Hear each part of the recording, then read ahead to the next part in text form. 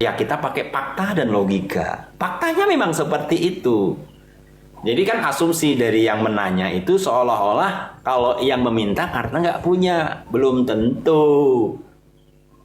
Ya, ada orang meminta jabatan. Apakah orang itu nggak punya jabatan? Belum tentu. Ada memang yang nggak punya jabatan, dia minta jabatan. Tapi ada juga yang udah punya jabatan, tapi dia minta jabatan yang lebih tinggi lagi.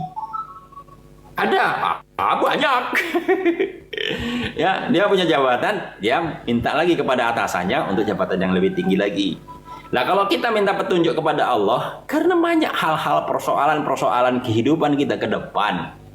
Misal, seorang kreator, misal.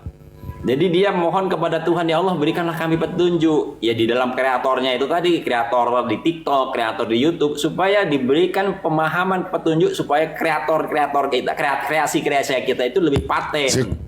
Jadi Cik. pasti kita memohon kan? Ya iya, kalau kita seorang hamba.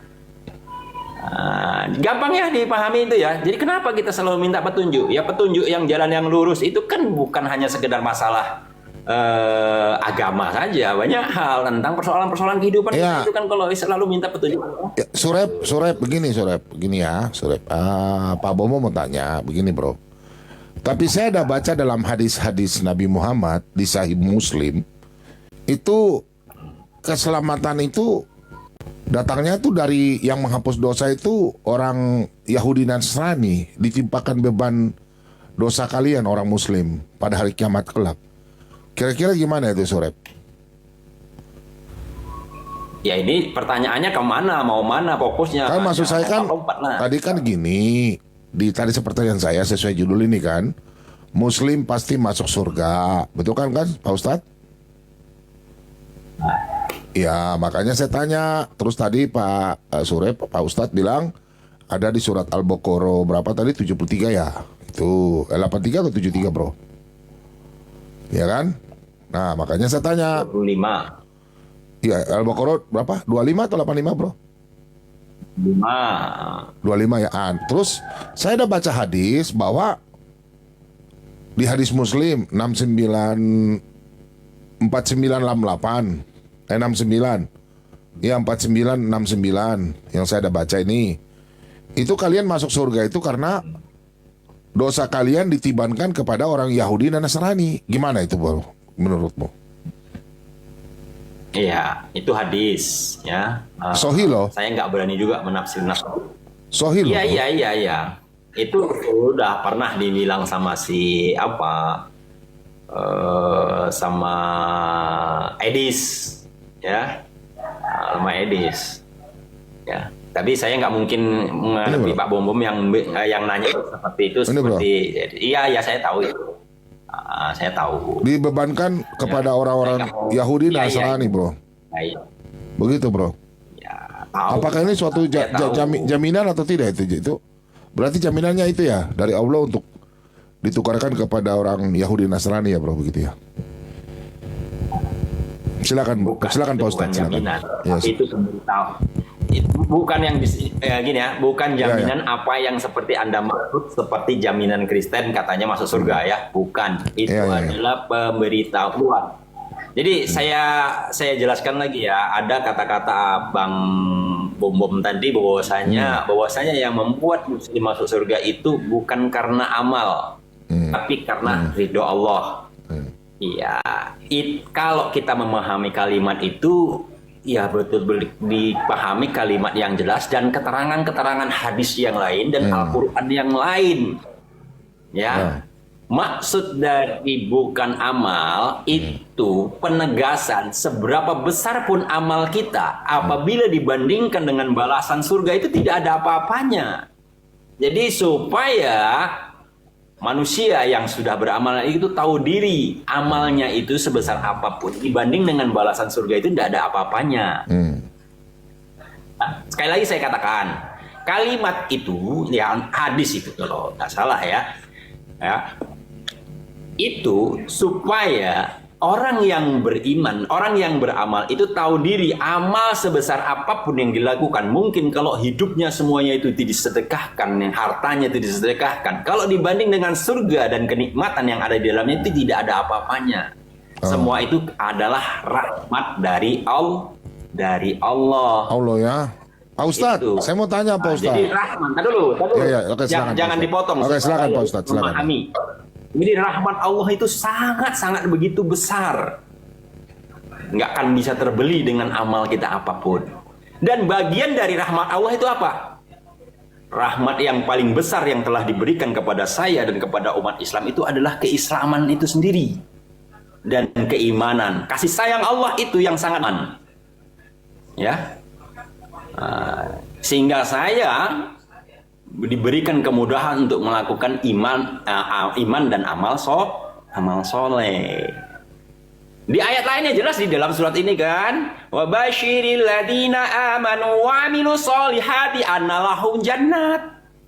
Jadi yang diberitakan dan dijaminkan bahwasanya yang masuk surga itu adalah amanu wa amilus solihat. Alladzina amanu, orang-orang yang amanu wa amilus solihat, orang-orang yang beriman dan beramal. Amal. Ada kata-kata amalnya.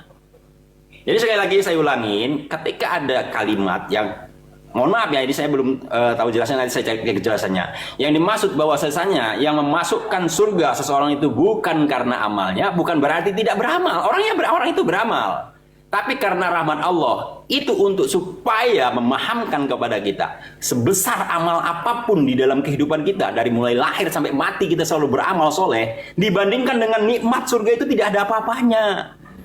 Karena surga itu adalah rahmat kasih sayang Allah yang begitu besar kepada kita. Dan bagian dari rahmat Allah yang besar juga di dalam kehidupan saya dan kehidupan orang-orang Islam adalah Allah, rahmatnya itu kepada saya itu adalah Islam dan iman. Jadi paham ya Pak Bobom ya? Oh jadi nggak mau paham juga jadi nggak apa-apa lah, imanmu toh. Jadi kalau masuk, nah ini kan saya tertarik dengan judulmu, soalnya Pak Ustadz punya judul Muslim pasti. Pasti ini kan gak ada kepastian. Sedangkan saya baca dalam hadis, tadi saya sampaikan hadis Sahih Muslim ya, orang Islam tuh pasti masuk surga, orang Yahudi dan Nasrani, itu udah banyak hadisnya. Nah kemudian tadi Pak Ustadz saya mau tanya, di Muslim ya, hadis Muslim lagi yang saya baca 5042, di situ Nabi Muhammad bersabda bahwa orang Muslim tidak akan masuk surga hanya dengan beramal-amal. Tadi Pak Ustadz bilang beramal, sedangkan beramal nggak bisa masuk surga. Gimana itu caranya coba?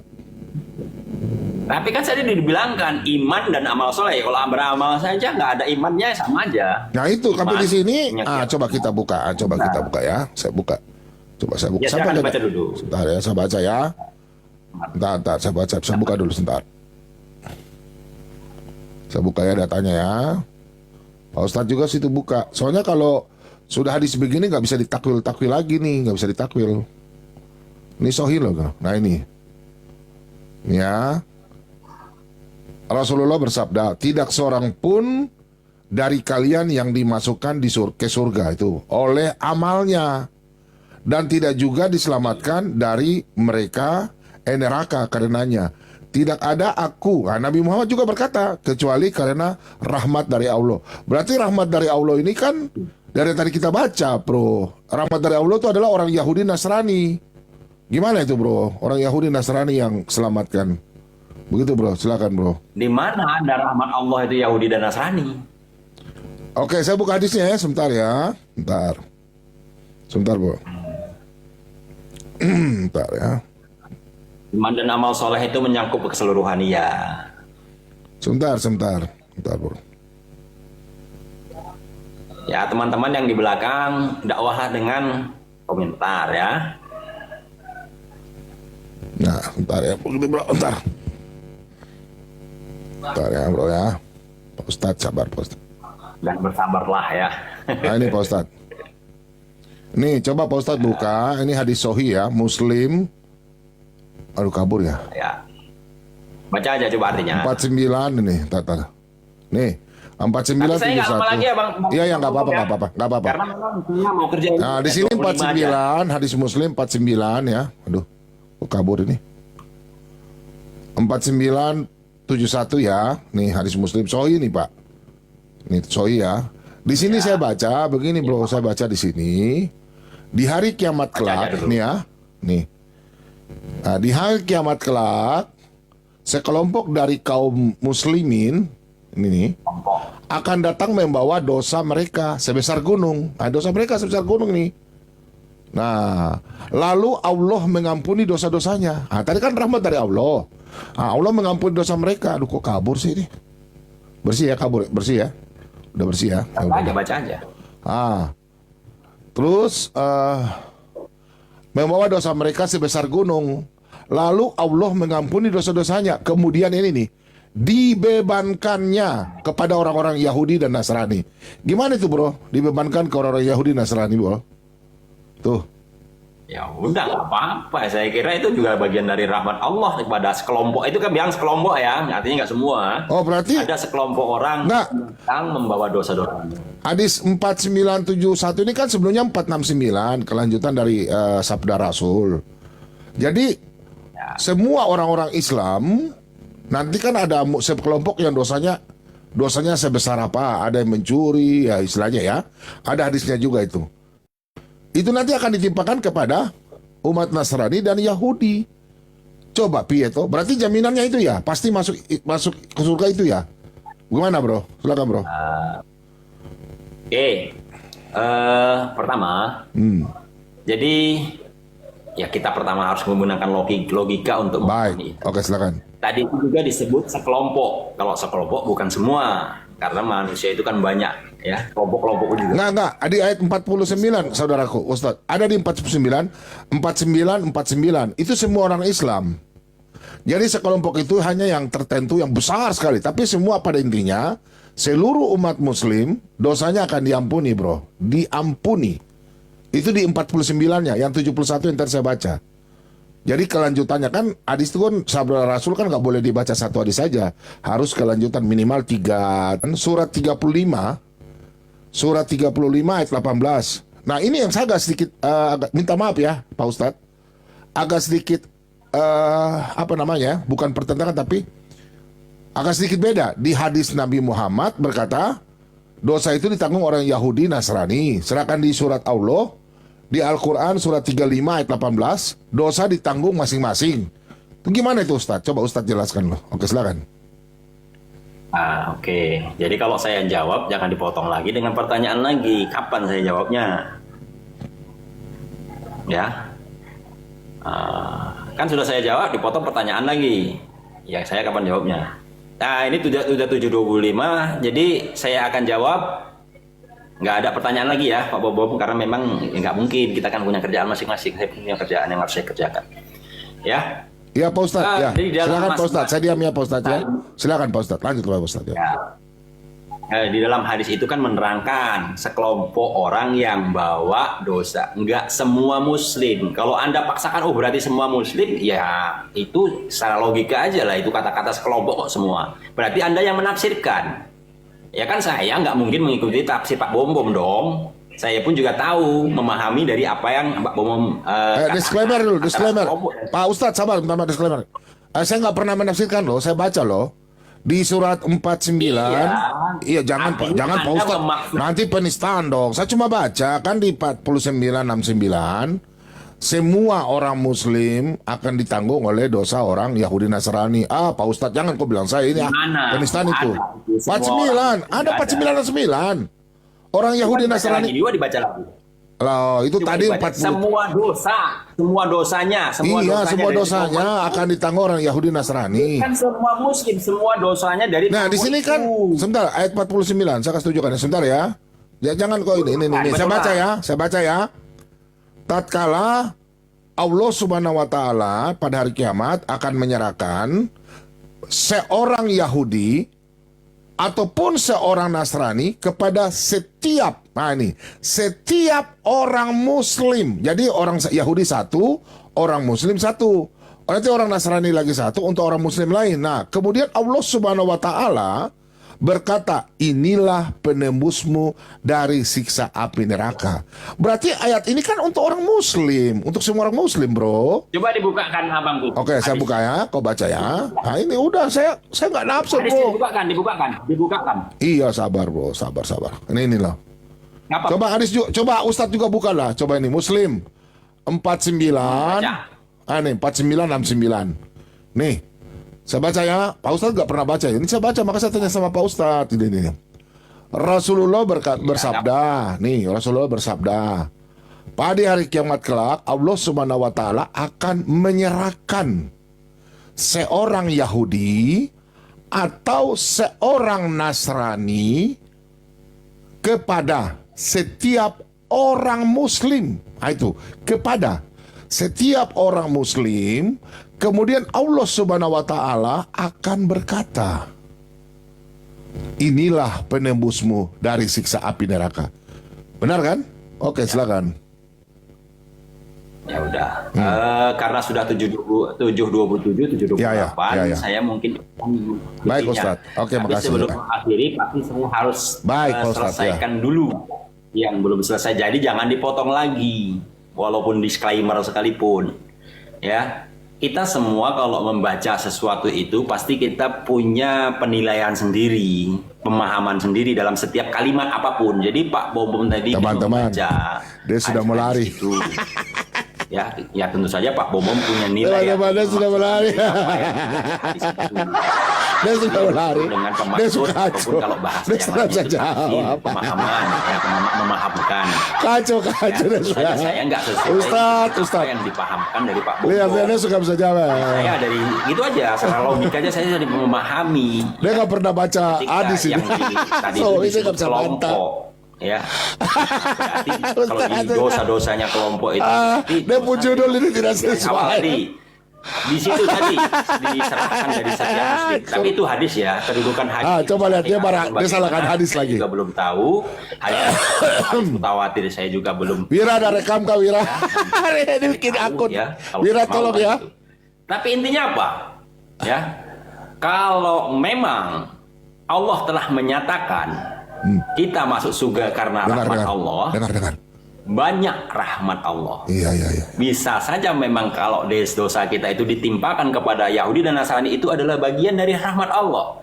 Kalaupun nggak dengan itu, memang Allah telah mengampuni dosa kita dengan mengampuni gitu saja. Di ayat yang lain, di ayat Al-Quran yang lain, atau di hadis yang lain juga ada sih. Itu juga rahmat Allah.